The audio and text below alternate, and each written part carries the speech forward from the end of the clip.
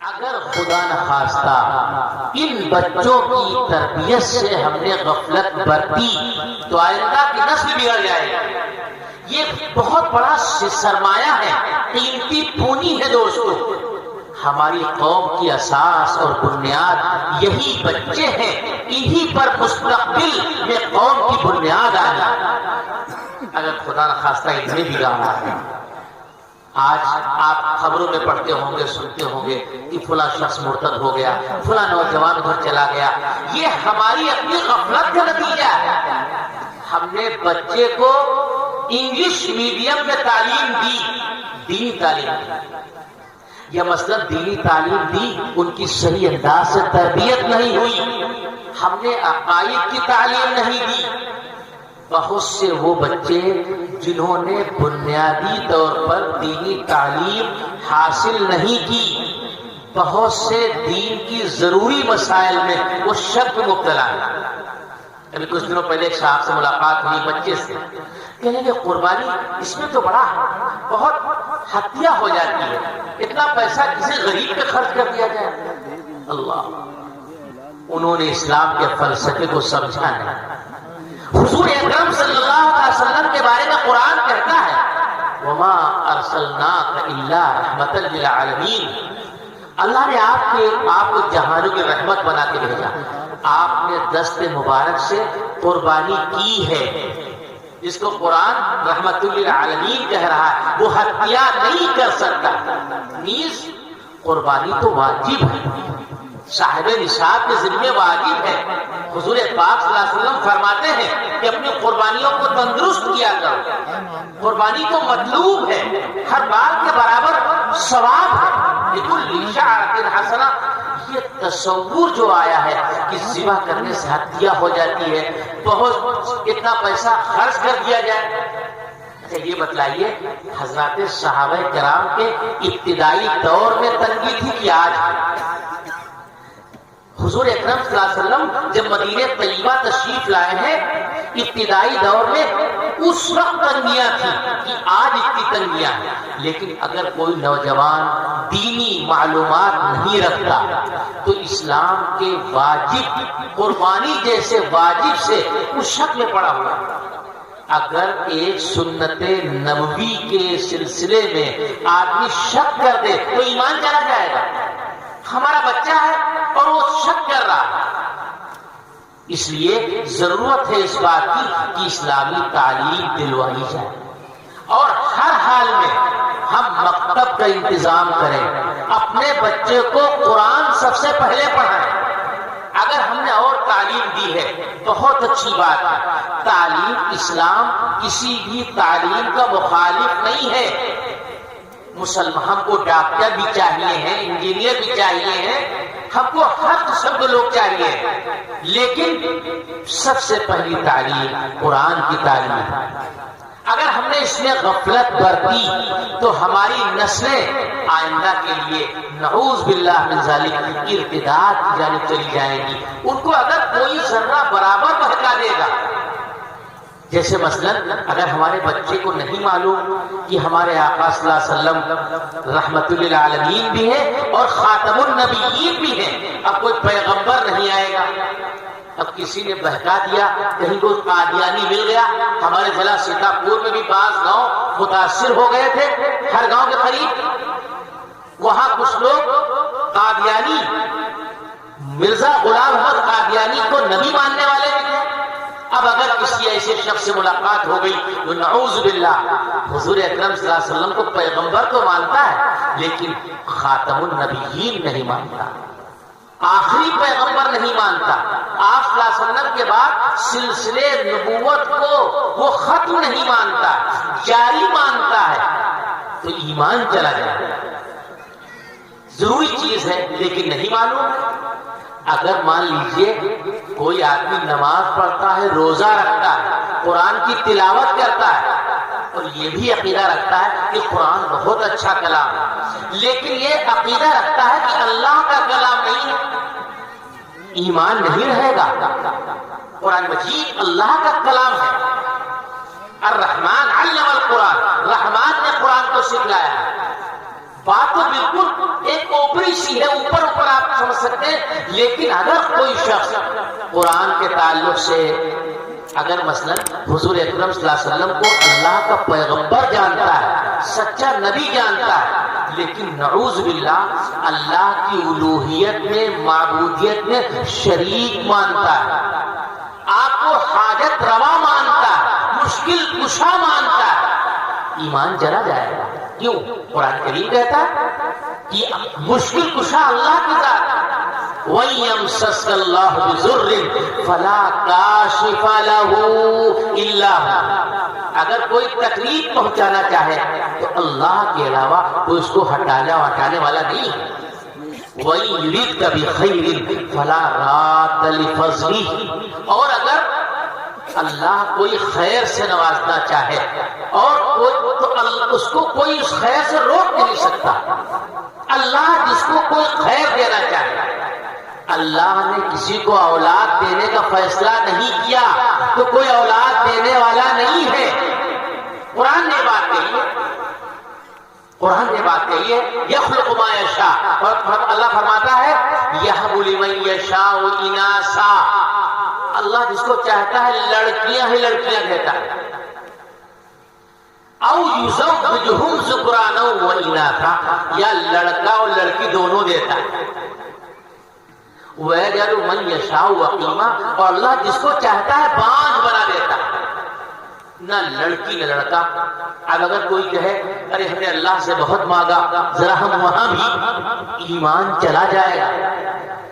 وہ اللہ کی ذات میں، صفات میں کسی کو شریک کرنا، ساجی ماننا، یہی تو شرک ہے. جو قرآن کریم نے فرمایا یا بنی لا تشرک باللہ، اے میرے پیارے بیٹے اللہ کے ساتھ کسی کو شریک نہ کرنا. ان الشرک لظلم عظیم، شرک بہت بڑا گناہ. اور یہ بھی نصیحت فرمائی یا بنی وامر بالمعروف ونہی عن المنکر، اے میرے پیارے بیٹے بھلائی کا حکم کرتے رہنا. ہمیشہ مسلمان جہاں موجود ہو خود بھلائی کرے بھی اور بھلائی کا حکم بھی کرے. آقا صلی اللہ علیہ وسلم آخری پیغمبر، اب کوئی نبی نہیں آنا ہے. حضور اکرم صلی اللہ علیہ وسلم کی تعلیمات قیامت تک باقی رہے گی، اللہ کا وعدہ. لیکن اگر ہم نے اپنی نسل پر محنت نہ کی، ہم نے اپنی ذات پر محنت نہ کی، تو خدا نخواستہ ہم الگ ہو سکتے ہیں. مولانا باپ کو صف اول کا پابند، مسجد میں اذان کا پابند، اور ہم نے اپنی اولاد پر نماز کی محنت نہیں کی. ہم دفن ہونے کے بعد ہمارے گھر سے کوئی مسجد میں جانے والا ہے. اگر ہم نے اولاد پر محنت کی ہوتی تو پھر ہم اس میں جواب دہ نہ ہوتے. اگر محنت کی ہم نے اپنی اولاد پر اور اس نے وہ نماز کی عادی نہیں بنی تو اللہ کے ہاں اس کی جواب دہی ہم پر نہیں ہوگی. اور ہم تو تہجد پڑھتے رہے، اشراق پڑھتے رہے، فرائض پڑھتے رہے، نوافل بھی ادا کرتے رہے، لیکن اپنے بیٹوں کو ہم نے فکر نہیں دلائی نماز کی تو اللہ کے ہاں پوچھ ہو جائے گی. اسی لیے قرآن کریم نے جہاں ہم کو نماز کا حکم دیا ہے وہیں یہ بھی حکم دیا وَأَمُرْ أَهْلَكَ بِالصَّلَاةِ. اے پیغمبر صلی اللہ علیہ وسلم اپنے گھر والوں کو نماز کا حکم کیجیے. قُوْ أَنفُسَكُمْ وَأَهْلِيكُمْ نَارًا. اے پیغمبر صلی اللہ علیہ وسلم، اے ایمان والو اپنے آپ کو اور اپنے گھر والوں کو جہنم کی آگ سے بچاؤ. یہ جو اولاد ہماری گود میں پل رہی ہے اس کو ایک ایک لمحہ اس کی اصلاح کی فکر کرنا. یہ جو موبائل ہمارے ہاتھوں میں آ گیا، آج بچے رو رہے ہیں موبائل تھما دیتے. موبائل بہت نقصان دہ چیز ہے. بے ضرورت بچے کے ہاتھ میں موبائل نہ دیا جائے. اور بڑا موبائل جس میں سب کچھ آتا ہے وہ بے ضرورت جب تک بچہ سمجھدار نہ ہو جائے، اپنے نفع نقصان کو سمجھنے والا نہ ہو جائے، اس وقت تک اس کے ہاتھ میں نہ دیا جائے. بہت سے لوگ بچوں کو موبائل دے دیتے، لڑکیوں کو، وہ کہیں پڑھ رہی ہے اور بڑا موبائل کو دے دیتے. اولاً اگر ہماری بچی کہیں باہر پڑھ رہی ہے تو ہم انتظام اگر کر سکتے ہیں پڑھانا ہے تو خود اپنے ذریعے سے پہنچائیں اور خود لائیں. اور تعلیم گاہ بھی ایسی ہو جہاں لڑکیاں تعلیم حاصل کرتی ہوں، مخلوط اور ملی جلی تعلیم نہ ہو، کیونکہ ملی جلی تعلیم یہ بچے کو بنانے کا ذریعہ نہیں ہے، بگاڑنے کا ذریعہ ہے۔ اس کا بھی ہمیں اہتمام کرنا ہے، کیونکہ خدا نخواستہ، جسے میں نے عرض کیا آپ کے سامنے، حضور پاک صلی اللہ علیہ وسلم نے کیا فرمایا؟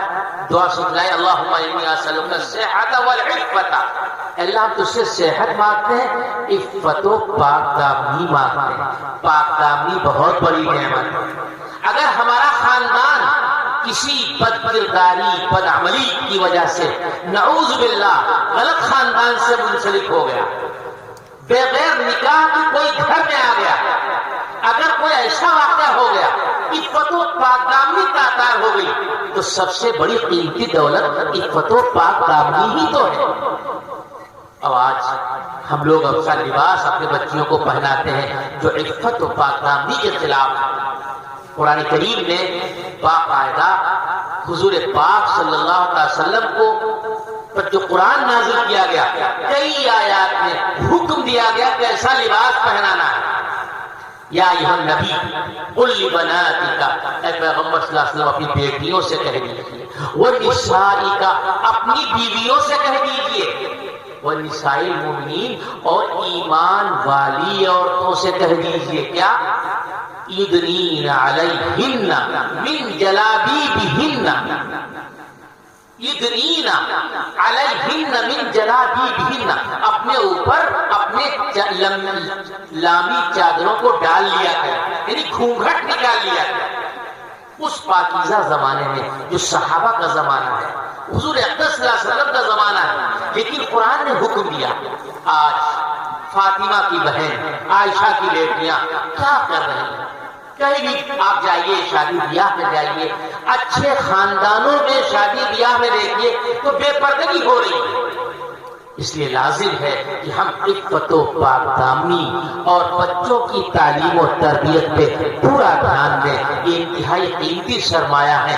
اگر خدا نخواستہ بچپن سے ہماری بیٹی کی عادت بگڑ گئی، ہمارے بیٹے کی عادت بگڑ گئی، تو پھر پورا خاندان برا ہو جائے گا، پورے خاندان کے اخلاق خراب ہو جائیں گے۔ اس لیے میرے بھائیوں، میرے بزرگوں، دوستوں، اللہ سے مانگے بھی۔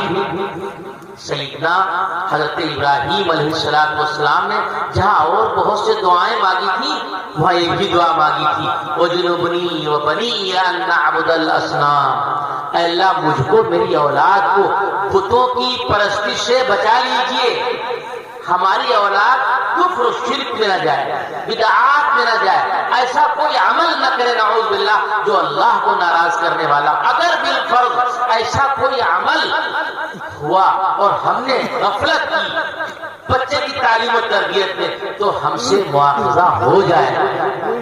اگر ہم یہ سمجھیں کہ ہم تو سب کچھ کر رہے ہیں، ہم تو بھائی اعتکاف بھی کرتے ہیں، نفلیں بھی پڑھتے ہیں، فرائض کی پابندی ہے، لیکن اولاد جو ہماری نگرانی میں تھی، حضور پاک صلی اللہ علیہ وسلم کو مکلف بنایا ہے، کلکم راعی وکلکم مسئول عن رعیتہ، تم میں سے ہر ایک نگراں ہے اور اپنی ماتحتی کے ماتحتوں کے بارے میں اس سے سوال کیا جائے گا۔ اولاد کہ ہم نگراں ہیں، اگر استاد ہے تو شاگرد کا وہ نگراں ہے، اگر وہ بڑا بھائی ہے تو چھوٹے بھائی کا نگراں ہے۔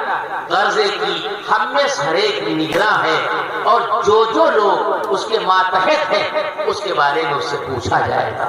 اس لیے میرے بھائیوں، بزرگوں، دوستوں، اس اجلاس کے ذریعے سے یہ جلسہ آپ کا اصلاح معاشرہ اور سیرت النبی صلی اللہ علیہ وسلم کے نام سے، عنوان سے رکھا گیا ہے۔ ہم یہ سبق لے کے انشاءاللہ جائیں گے۔ یہ اگلے مقرر آپ کے علاقے کے بہت بڑے عالم، ابھی آپ کے سامنے بات آئے گی، میں نے بھی مختلف مقامات پر کچھ باتیں کہہ دی۔ عرض کرنے کا منشا یہ ہے کہ ہم آپ اپنے کو سدھاریں، اپنے اخلاق اعلیٰ بنائیں، ہمارا ہر عمل گویا کہ دوسروں کے لیے تعلیم بن جائے، دوسروں کے لیے اسلام کی طرف رغبت کا ذریعہ بن جائے، نماز کی طرف آنے کا ذریعہ بن جائے، اور اپنے کمائی کو حلال بنائے۔ ایک صحابی ہیں حضرت سعد بن ابی وقاص رضی اللہ تعالیٰ، وہ فرماتے ہیں بڑی اچھی بات پوچھی انہوں نے.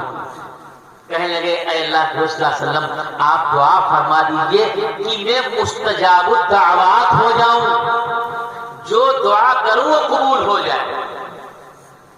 تو آقا صلی اللہ علیہ وسلم نے یہ نہیں فرمایا کہ دیکھو اتنی صورتیں پڑھو اور اتنی بار درود شریف پڑھو، پیسے کی ضرورت ہے، قرض نہیں مل رہا ہے. اب قرض ہم نے سود پہ لے لیا، یا مثلاً اور بھی بینکوں سے قرض کے طریقے نکالے گئے ہیں، گرین کارڈ، وہ کارڈ، یہ کارڈ. پہلی بات تو قرض سے بچیں، سودی قرض سے بچیں.